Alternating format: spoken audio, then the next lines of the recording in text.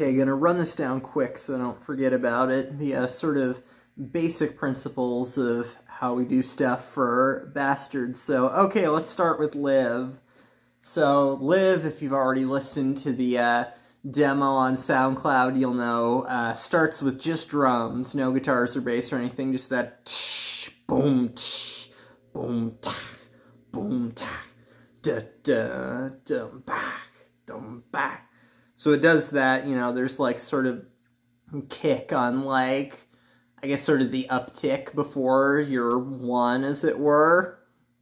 Or, you know, the cymbal first and then the snares, and then it comes back, and then the second time you run through that, instead of the kick before what would go back to being another one of the big cymbal hits, there is drums drop out entirely, there's nothing. That's when kick on the distortion, woo, bring in the guitars, and then we hit just a big chord, and let that drone off into the like 2-minute feedback section, and where there's still drums and stuff during that, but it's all just kind of like little improv soft fills. Like I said on the structure chart, if like some stuff with mallets, you know, you're kind of on the toms, or like cymbal stuff. I'm just onomatopoeic because I don't know how to play drums.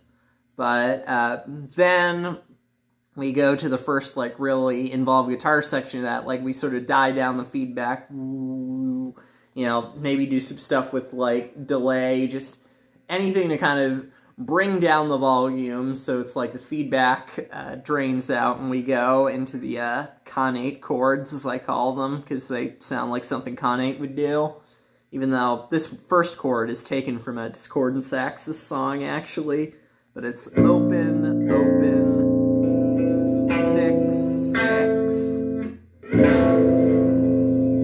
which I believe is root 5th, major 7, or actually no, that's on the octave, so that's the flat 5th, and then there's a major 7. Very haunting, very creepy. I really love that chord.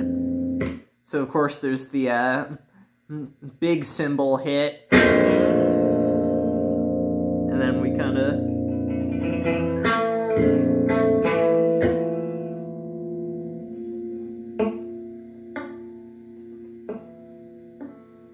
it's really hard to hit those harmonics because it's a natural harmonic, so you have to like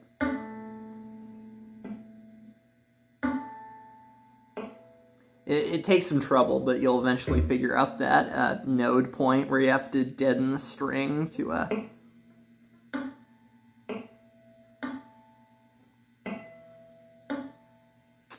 yeah, that's one of those things that just comes with practice, playing those harmonics, and there's probably other ways to play them too. Like, I guess if you're really crazy, you can do a 5 fret stretch. But yeah, see you.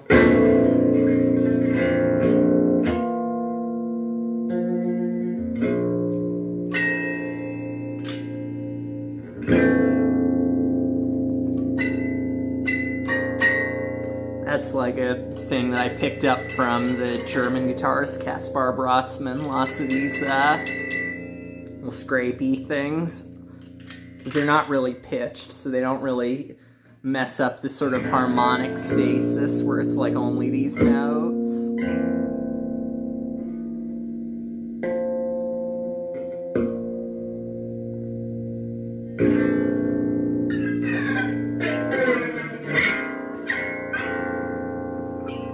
And then you want to kind of slide down to the next one, and you'll like watch me for the changes generally. You know, I'll kind of slide away in everyone's view. You know, it's okay if we look at each other on stage and stuff for these kind of cues. But yeah, you slide down to this sort of cluster chord thing that's like open, 1, 2. This guitar has some kind of dead frets on these higher strings around this area, so that chord might come out a little crappier sounding than it should. And then this string open, which is G in drop A sharp, which is what we're tuned to, but it would be B on a normal standard tuned guitar, so the B string, you know, sort of how I think of it. And then first fret on this, so we've got like 2 tritones in there. And yeah, and this lowest string is muted, so you got...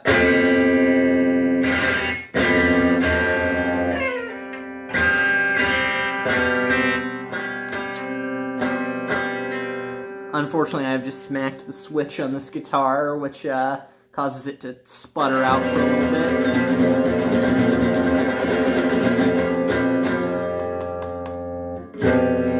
Okay, I think that's back to normal now. You can pull off on that high C string a little bit if you want.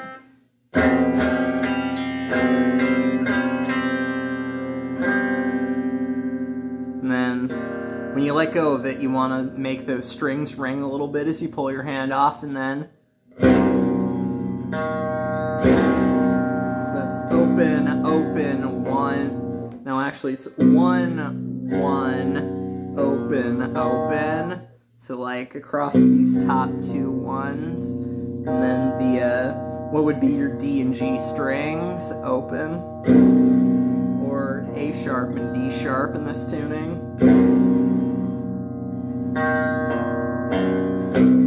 That's a particular lick that I like to do. You strum through the whole thing, and then sort of arpeggiate backwards from high string to low string. And you do that for a bit, and that's the third of the Chromatic chords, and then just nasty low tritone, first fret, open.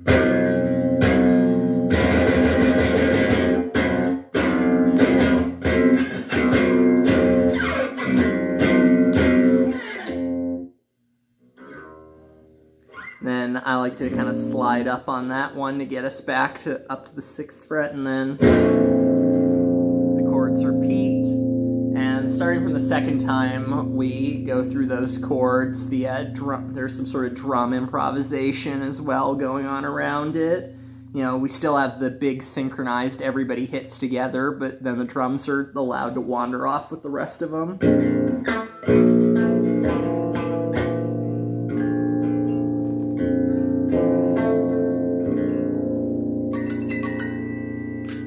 I'm really thinking of like Japanese free improv guitarists like Haino or Takusugimoto. These like, you know, sort of minimalist, creaky little selections of notes.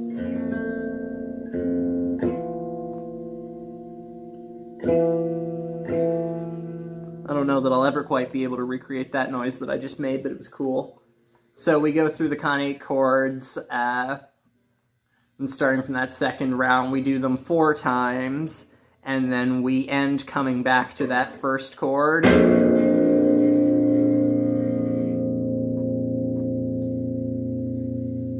know, big crash, and then let it ring, and not more improvisation, but then once it's kind of faded out, we start with the slow, palm muted.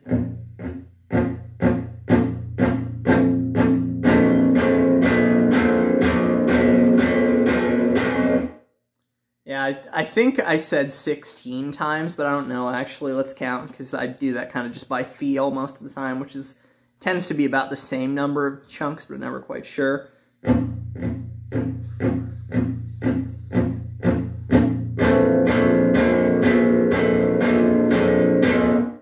Yeah, I guess actually it is about 16, and then like a 17 hard chunk. I have hit the switch again, which, like I said, causes this thing to cut out. There's something wrong with the electronics that I have to probably get fixed with it, which I will probably do at the same time and get those dead frets addressed. I bought this guitar for like 150 bucks, so I can't be too unhappy that it doesn't work so good, but it's very annoying. This is not usually the guitar I would be using for this, but the guitar that I have set up for drop A sharp is already in the shop right now, and and hopefully I'll be hearing back soon about the repairs on that, having them set it up and replace the bushings, because they've fallen out. But anyway, minus all that, so... you want to do it first just like kind of on the first 2 strings, and then start adding the higher 2 strings of that 4-string chord in there. And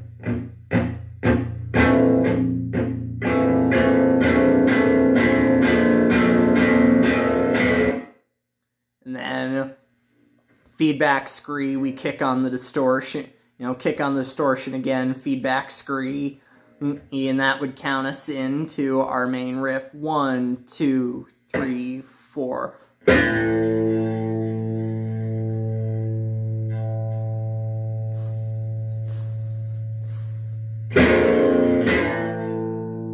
Yeah, that riff, the core of that riff is essentially just 2 chords. We've got the big sustained A, which is like our major 7th, and then sort of as a pickup note right before we play it again is that low open A sharp power chord.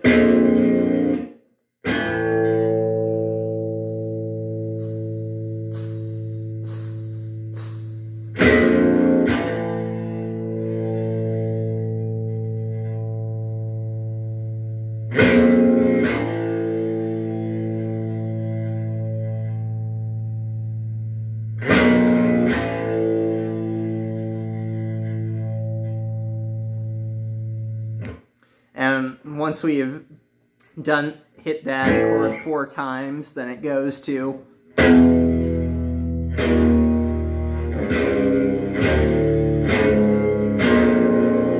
and that's the B riff. So that's 6, 5, 2, 4, 3, open, and then back to.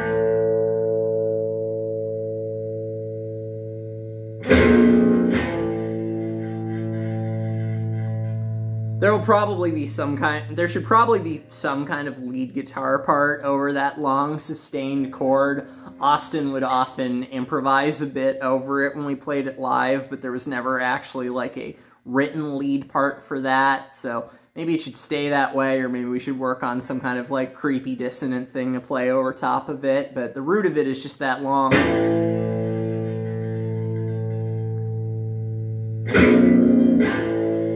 We always counted it in 8th notes over that, so it would be like 1, 2, 3, 4, 5, 6, 7.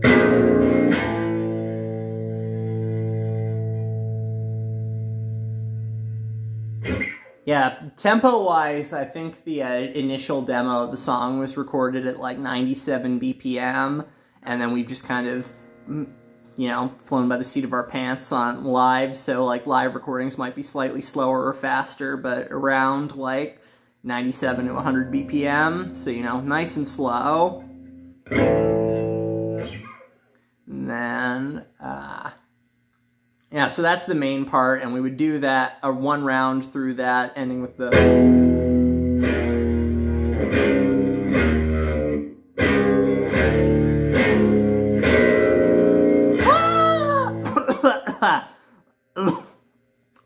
sorry, Scream's not really going to be doing that, but the point is that's where the vocals start, is the second time we do that.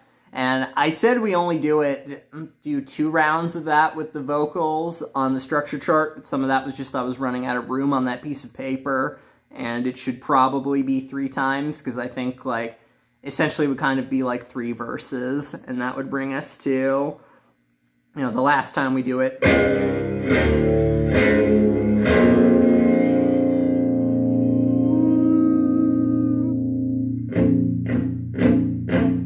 We leave the distortion on, but we do that same kind of quiet to loud figure again.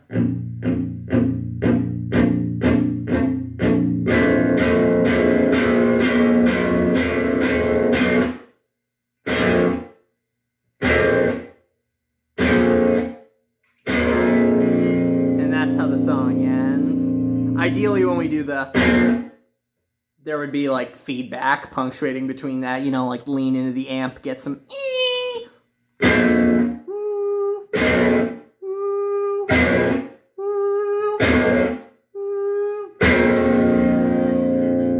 then obviously that would be another thing where it's like because during those build-up parts, the drums have to play along with the guitar, so it's like bum, bum, bum, bum.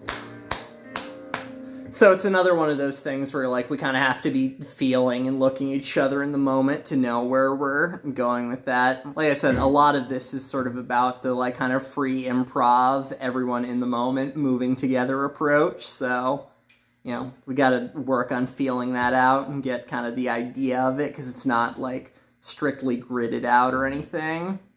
But, with that long bit that then probably goes off into a bit of feedback, that is Live as it stands.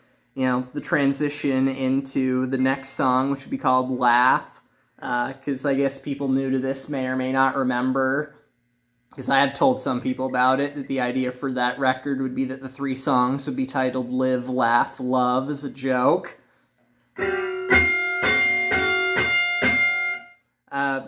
Yeah, for the beginnings of Laugh, which is still kind of in, like, embryonic ideas phase, I do kind of want it to open on, like, a fast riff coming out of the feedback from the end of Live, with some kind of, like...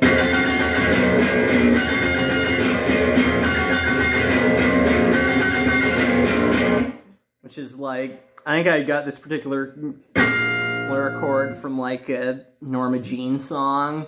But, so that's that song, the thing that's worked out. We'll have to do more on, you know, actually making an actual song out of Laugh later. But, let me get my capo so that I can demonstrate how the motherfucking devil goes. Because the motherfucking devil, we've usually just played live in whatever tuning we're already in. But I figure if we're going to be more professional about this, it may be time to play the song the way it was recorded originally. And it was originally recorded in drop C sharp. Austin was using a 7-string guitar, so there was a, like, low G sharp below that. Or maybe it was a low F sharp. I can't remember exactly how we tuned it. We probably did it wrong. But, the idea was that he would have a string that was less than an octave apart from the lowest string on the bass, so it sounded even lower. Let me fix this capo. I've never been super good at using these, but, yeah, so... drop C sharp is what we were originally in when we recorded it. And the main riff to that song, it starts with 2 measures on the bass.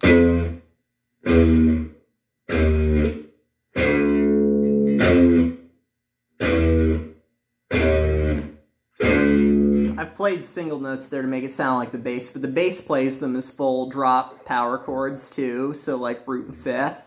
It's, it should be very muddy and distorted, but, you know, it gets that kind of which if you listen to the recording of it on Bandcamp that's on the album, that's pretty much how it sounds. But yeah, so bass does that 2 times, and then the guitars come in.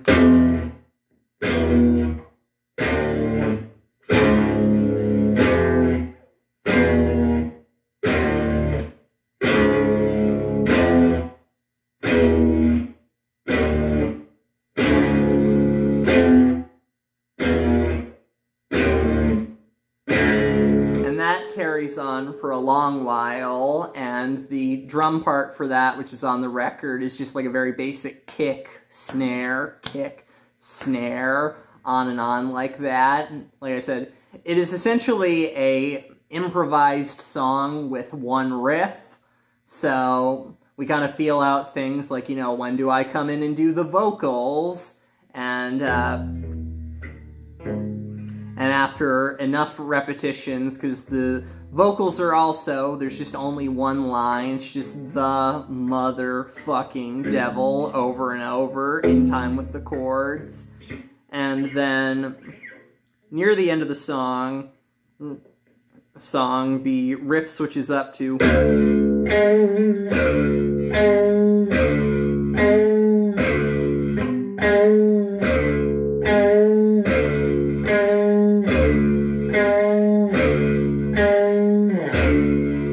So, like, we move to, because there are various variations you can do on the main riff, like, sometimes I'll play it, like,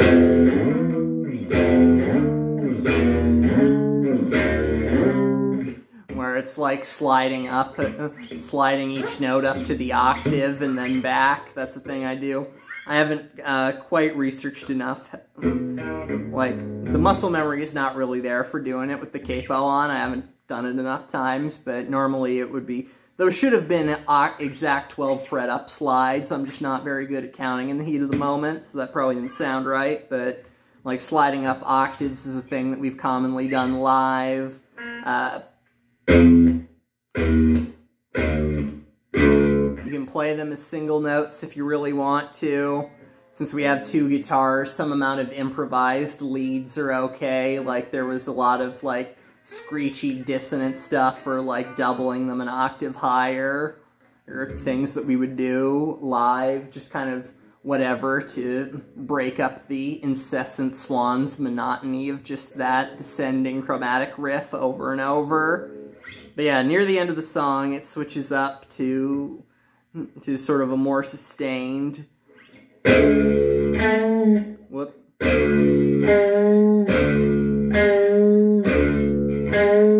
root to flat fifth, so like 11th fret, or would be 11th fret of our thing. So like without the capo on, it would be like...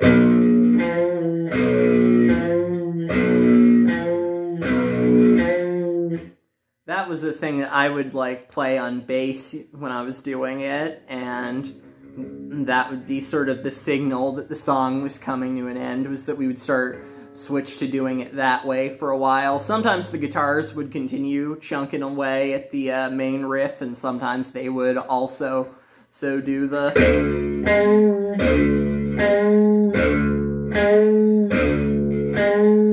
And then eventually that just goes to...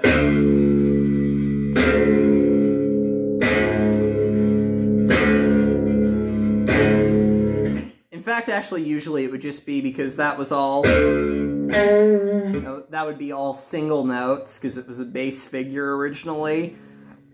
It would be that part, and then it would just be hitting only the lowest, openest strings, so not even a chord, but just fully in on...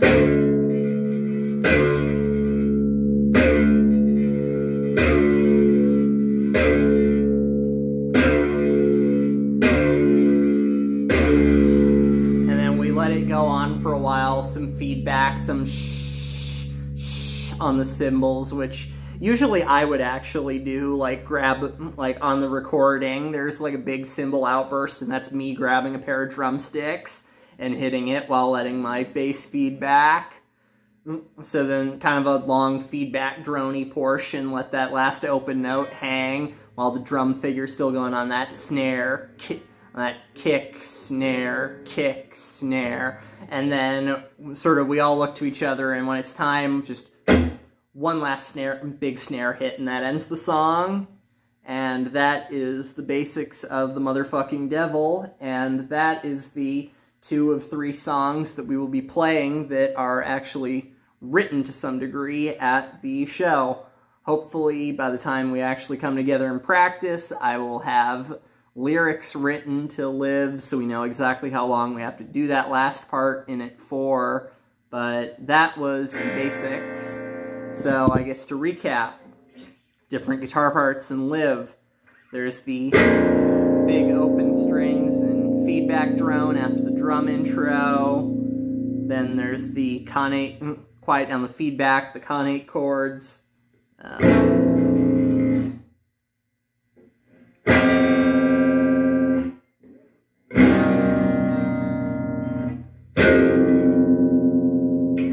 That section. Then after that we do the build up part. Hold on, I didn't do that quite right.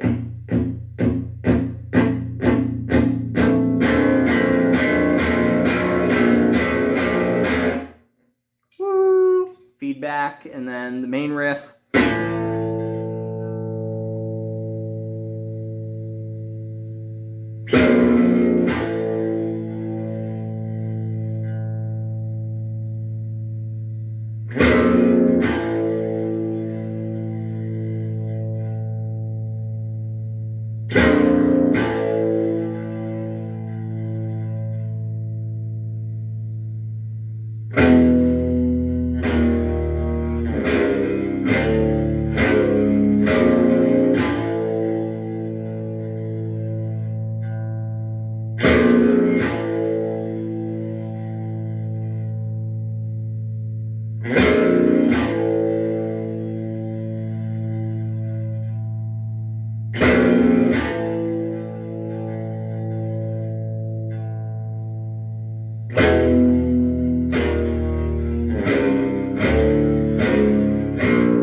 You see how there's no pickup note on that last one before the...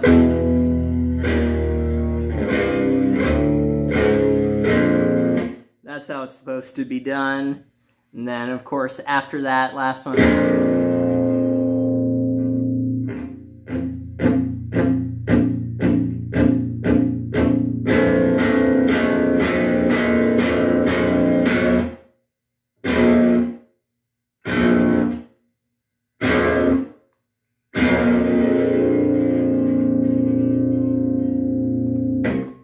And then Motherfucking Devil, we get our capo on 3, and it's just...